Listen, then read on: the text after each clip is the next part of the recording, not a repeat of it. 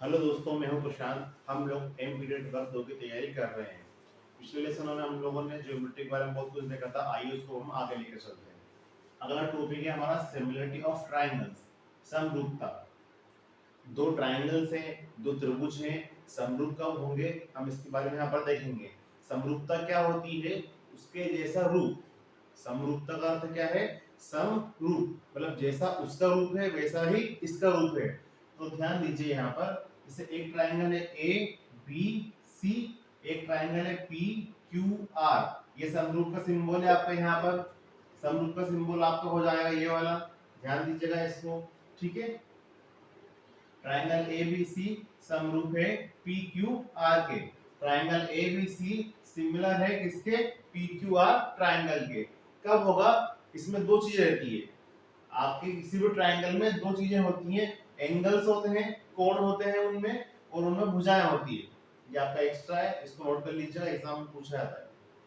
दो ट्राइंगल है एबीसी और पीक्यूआर। इसमें हर ट्राइंगल में कोण होता है और आपकी भुजा होती है।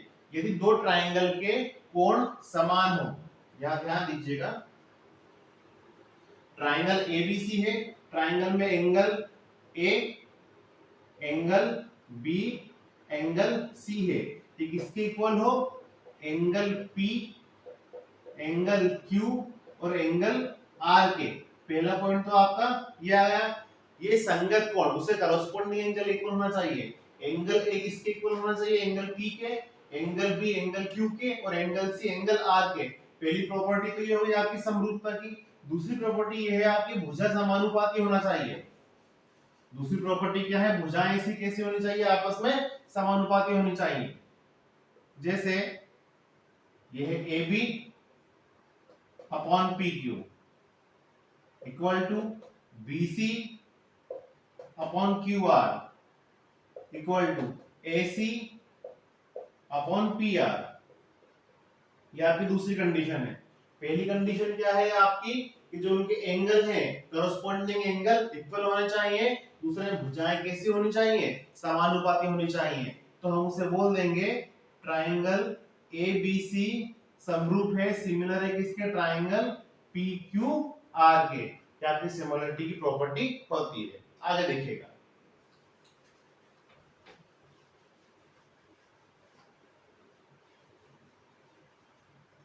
बहुभुज के विकर्णों की संख्या।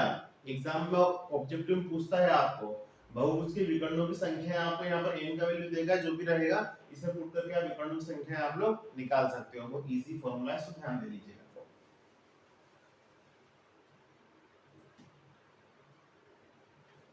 अगला है सर्वांग समता,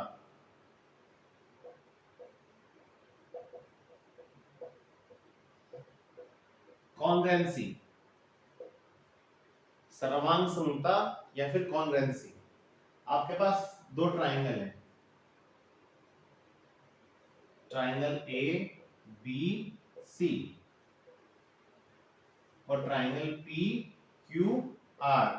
यदि ये सर्वांग सम है तो इन्हें इस सिंबल के द्वारा दर्शाया जाता है। ये सिंबल आपका सर्वांग समता का होता है, कॉन्ग्रुएंसी का। ठीक है, दो ट्राइंगलों को सर्वांग समता या कॉन्ग्रुएंसी दर्शाने के लिए कुछ प्रॉपर्टी होती है। उन प्रॉपर्टी को हम संतुष्ट करते हैं तो वो ट्राइंगल आपके सर्वांग सम होते हैं। आइए प्रॉपर्टी देखते हैं।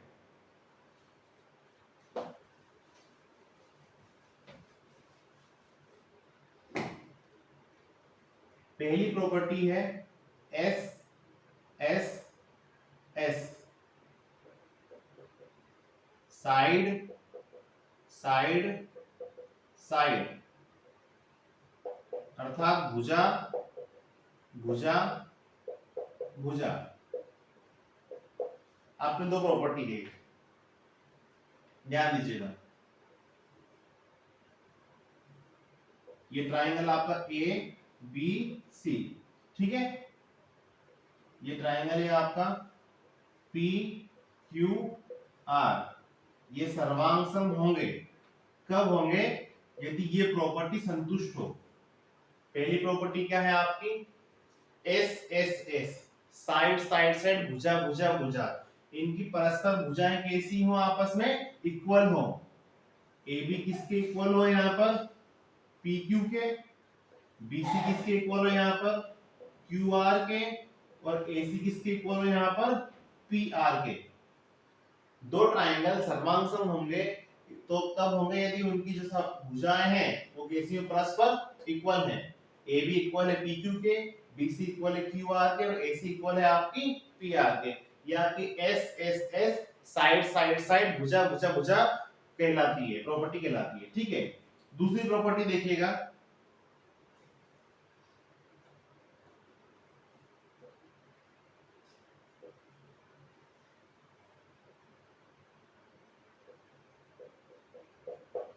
दूसरी प्रॉपर्टी देखिएगा इसकी, भुजा कोण भुजा, साइड एंगल साइड। दो पहली प्रॉपर्टी मैंने आपको बताई थी अभी साइड साइड साइड, दूसरी प्रॉपर्टी है इसकी साइड एंगल साइड।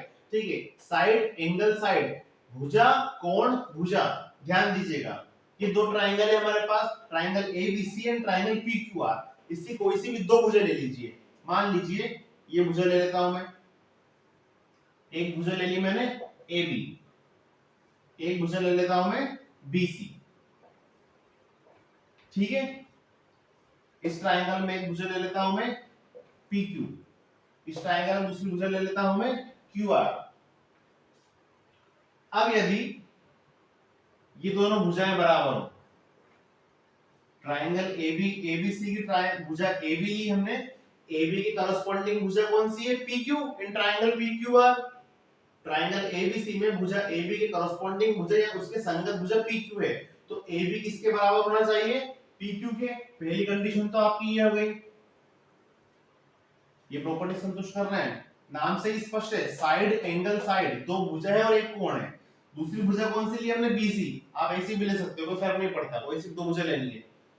दूसरी भुजा हमने BC ली, इसके संगत इससे करस्पॉन्डिंग भुजा है QR, तो BC किसके इक्वल होना चाहिए आपके QR के। अब ध्यान दीजिएगा, यहां पर हमने AB और BC लिया था, तो इनके बीच बनने वाला कोण है एंगल B, इनके बीच बनने वाला कोण है हमारा एंगल B। यहाँ पर हमने इसके संगत PQ और QR लिया था, तो यहाँ पर इनके बीच बनने वाला एंगल है एंगल Q। ये दोनों भी आपस में इक्वल होने चाहिए। इसका मतलब मैं ये कहना चाहता हूं आपसे, ध्यान दीजिए, side angle side, it means side side दो भुजा होगी और एक एंगल होगा। यदि मैंने ट्राइंगल ABC की भुजा AB ली, तो इसके संगत कौन होना चाहिए PQ होना चाहिए। फिर मैंने BC लिया, तो इसके संगत इक्वल QR होना चाहिए। यहां पर AB और BC लिया था, तो एंगल B आता है इनके बीच, ये एंगल B किसके इक्वल होगा PQ और QR के बीच कौन सा एंगल आ रहा है Q, एंगल Q के। अगर ये प्रॉपर्टी आप संतुष्ट कर देते हैं किसी भी ट्राइंगल में, तो वो दो ट्राइंगल आपके यहाँ पर सर्वांगसम कहलाते हैं। ठीक है, तो पहली प्रॉपर्टी थी आपकी भुजा भुजा भुजा, साइड साइड साइड, नाम से स्पष्ट था। दूसरी थी आपकी साइड एंगल साइड। ध्यान दीजिएगा, तीसरी प्रॉपर्टी बताता हूं।